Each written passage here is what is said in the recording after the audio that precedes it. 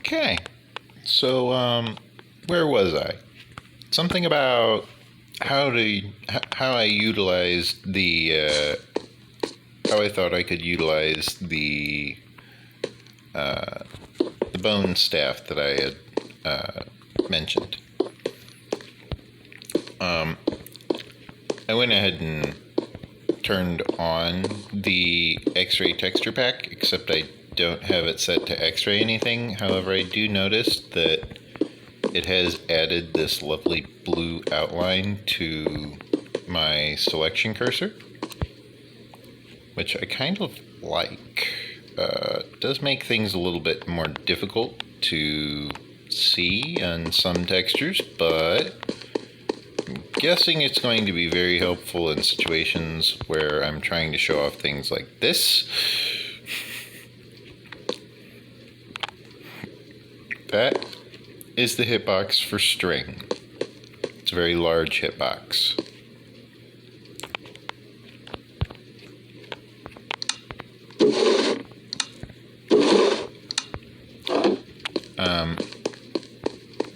But yeah. Oh, right.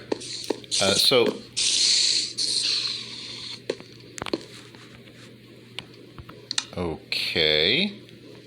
Let's see what that was about. Let's try. No, not global resources. Resource packs. Active. Oh. Okay, so I would need to actually quit out and come back in order to adjust it. Well, that's unfortunate. That makes it kind of a useless pack to have. I remember I used to be able to adjust it more freely than that, but whatever. So the various methods which I could see myself utilizing the orc bone staff, you know, the staff of staff created from, I think it was a couple of leg bones and a skull of an orc, freshly removed from their previous owners, which we're no longer using said items anymore because, well, they died.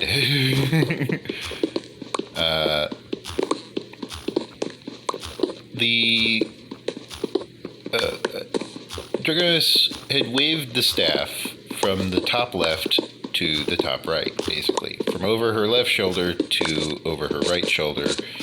And that allowed her to create this rain cloud type effect, which just rained death down from above.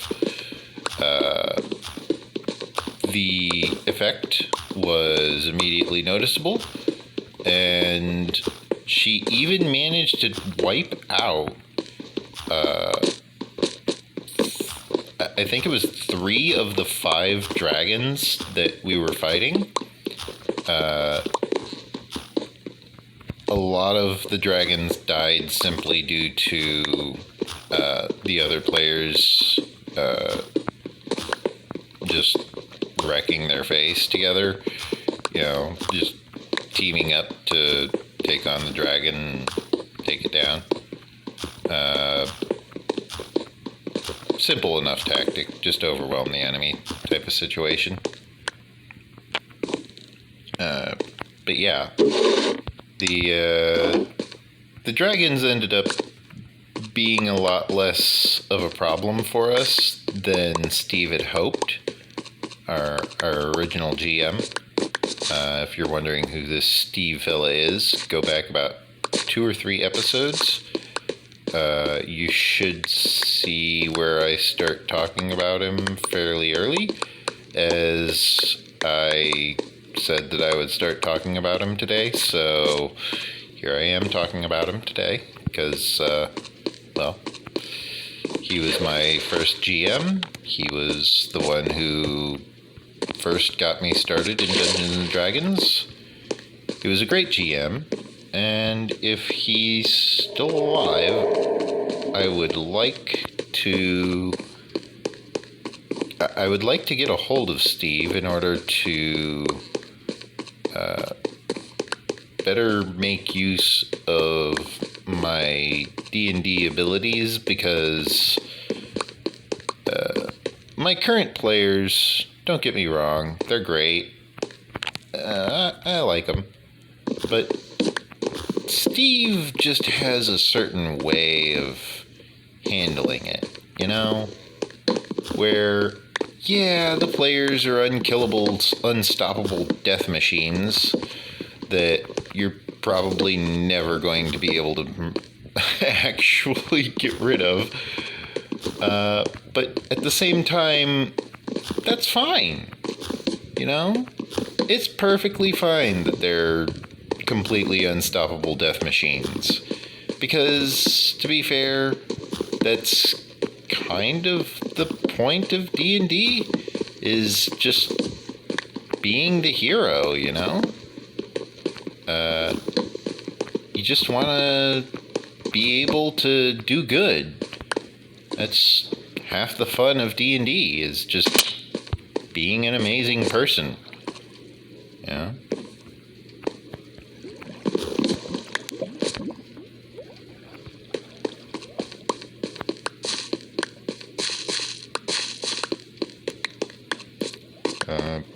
D&D allows us to pretend that we're a lot of things that we probably aren't in real life, such as, you know, good at math or competent at our job. We get to pretend like we know what's going on. Things like that. D&D is great for things like that. That's what makes it a great high fantasy game. Not everyone plays it for that. Some people play it just for the murder hobo aspect, and it's like, well, I've played alongside a murder hobo aspect type player, and I can tell you this: that is not a game. Okay, that if you just want to murder hobo everything, that would be called playing Doom. If you want to kill everything, play Doom. Okay, you'll kill plenty of demons, kill plenty of evil, ugly monsters, get your hands all nice and gory, blah, blah, blah. There you go, play Doom. Problem solved. But that's not D&D. D&D is a fantasy adventure. I know it sounds like I'm kind of gatekeeping on the whole how to play your character type of situation, but there's a reason that people don't like the murder hobo mindset, and that is because it's not a very fun mindset. No one enjoys playing alongside a murder hobo, because murder hobos are only focused on one thing. You know, to a murder hobo, they have a hammer and every problem looks like a nail. Sometimes the problem is that the only tool they think they have is a hammer. Other times, the problem is the only tool they want to use is a hammer. There is a difference between the two. With one, you have a choice. With the other, you don't.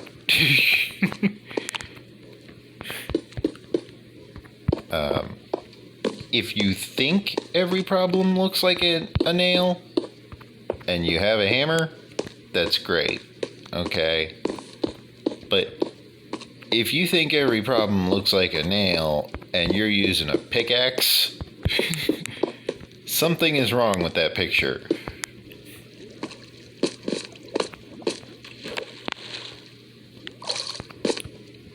You know?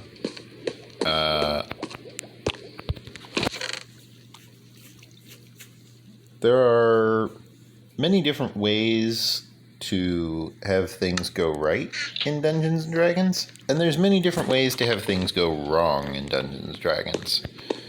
A lot of people focus on how things go wrong. I like to focus on how things go right.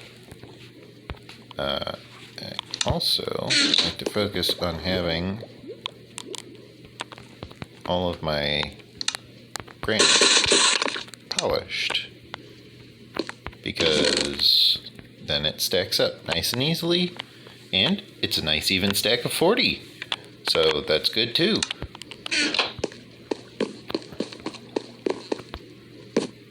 Let's grab the diorite, fill in the diorite.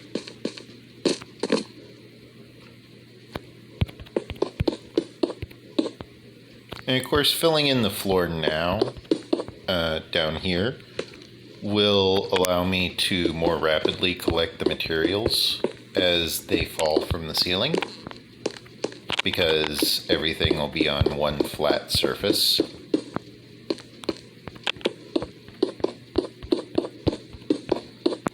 And quite the nicely polished one, I might add.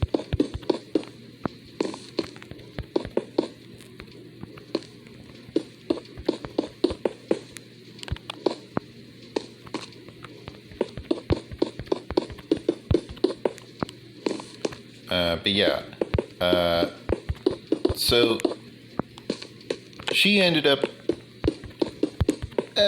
basically taking out a good solid chunk of the entire armada, angering the mysterious person that we're supposed to be bringing back dead or alive, which wandered off, by the way. They left us to die amongst the army that they had brought to fight us.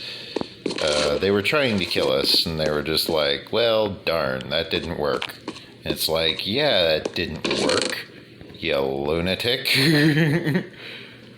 A, who do you think we are? B, who do you think you are? Trying to kill us? What the heck? Crazy person. And they were like, yeah, kind of. We were like, why? Why you do this to us? So, note to self, don't stand on cactus. Kind of painful. So yeah, we got ourselves all patched up from that encounter. We found ourselves facing off against the woman at a later point in a surprisingly different way. Steve was quite versatile in keeping us on our toes. He has previously thrown quite a lot at us, both as players and as the GM. Steve is truly a wonderful person. If you know someone named Steve, and they're kind of a old white guy who may or may not have a beard. Steve might have grown a beard in the meantime. I did not think about that. But yeah, if you manage to know him, let him know that I'm trying to get a hold of him, because I still want to get that character sheet to him, because I know he's interested in getting a copy of Dragonus, because I know he wants to use that. Like, just being able to use the character is going to be very fascinating for him, because she is very difficult to kill. And on top of that, he didn't really take much notes, but I took a lot of notes. So I put this pumpkin in wrong. It's facing the wrong way.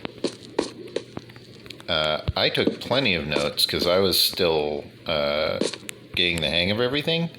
So I ended up with notes about his campaign that he probably didn't even think to jot down. He was probably just like, yeah, I'll note it, blah, blah, blah. And then just didn't note it. But I took plenty of notes, like a good player. And so Steve is probably wanting to get a hold of a copy of the character sheet, because he'd be able to sit there and go, okay, I remember this, I remember that, I remember this. And he'd probably be able to fill in a lot of the blanks that I have on it. That being said, the armor we never really discussed, because one of the spells that Dragonis got from that treasure hoard was straight up just transmute. And when she rolled it, she got like a 19, and she only needed to roll like an 11. So she got the good copy. She got the good version of transmute. She was very adept at casting it. And when I say transmute, I'm not talking like turn lead into gold, although she could. Mostly it was the ability to reshape matter was what she mostly used it for. And because of the way that I utilized that spell, Steve found himself fascinated with every time I used it, because every single time it was something different or new. And I had a propensity for creating golems out of various objects. So, I mentioned that the players were interested in hatching the dragon egg. That required a trip to a dragon sanctuary. The dragon sanctuary was ruled over by the person who was the technical caretaker / owner of the male shadow dragon or void dragon or whatever we were fighting. So we had to deal with the owner of the mate of the dragon in order to hatch the egg of the dragon. That was an uncomfortable experience, because they were also a were creature, except they were a were dragon of the green dragon variety. So they were extremely toxic. They could have just like bitten me and killed me, which they did threaten to do. They were like, give me a reason to not just bite your head off. And it's like, well, for starters, you're wanting to help us hatch these eggs. And he was like, okay, that's a valid point. You do still have the eggs.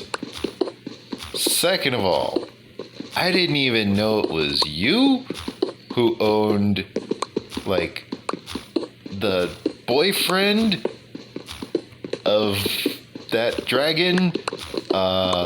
Sorry. It kind of tried to kill me and my friends. I just kind of stepped in and did my thing. If it helps you feel any better, I have the thing I used to kill it. And they were like, oh, really? This I gotta see. What was this instrument of destruction which you used? And I showed it to him, and he was like, this is a soul trap gem. I was like, yeah, I'm kind of happy that I didn't sell it. I was going to just use it as a trophy. He's like, a trophy? It's like, what? You'd rather I'd have sold it? He was like, all right, fair point.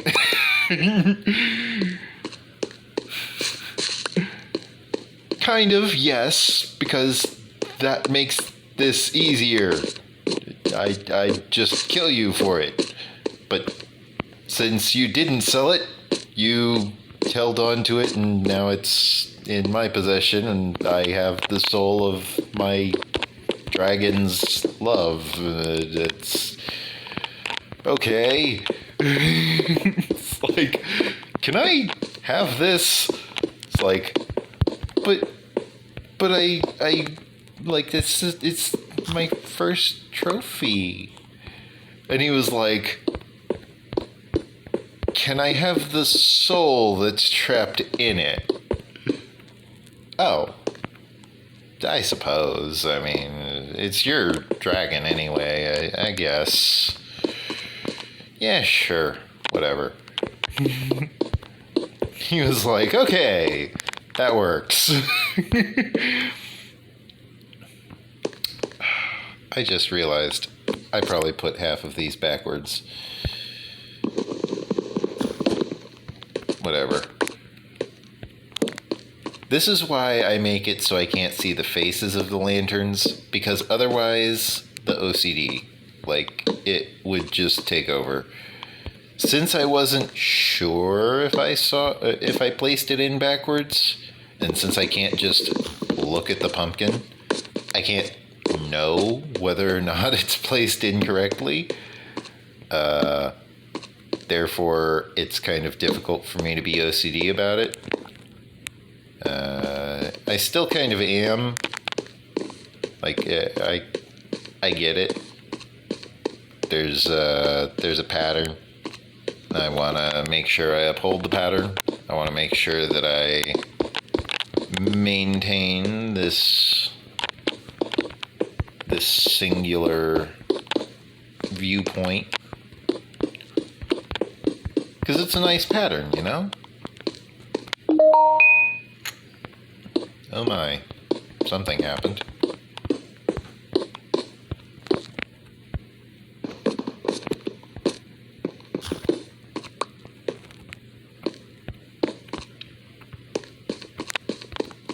Okay.